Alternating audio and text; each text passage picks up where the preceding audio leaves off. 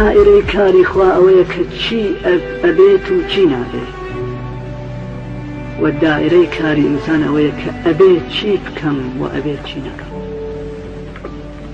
ئەمەی کە چی ئەبێ و چی نابێت، چەندێک عمرەکەم، چەندێک هەوا تەنەفوس ئەکەم، چەندێک خوراک ئەخۆم، چەندێک لیباس ئەپۆشم، چەندێک مەسکەنم ئەبێت، چەندێک ئیسراحەتم ئەبێت، ئایا مشکلات دێتە ڕێگەم، ناداری و مەحرومیەت دێتە ڕێگەم، شکنجە و ئەزەت و ئازار، کوشتن، ئەمانە لە دائرەی کاری خوایە، بە ئێمەیە.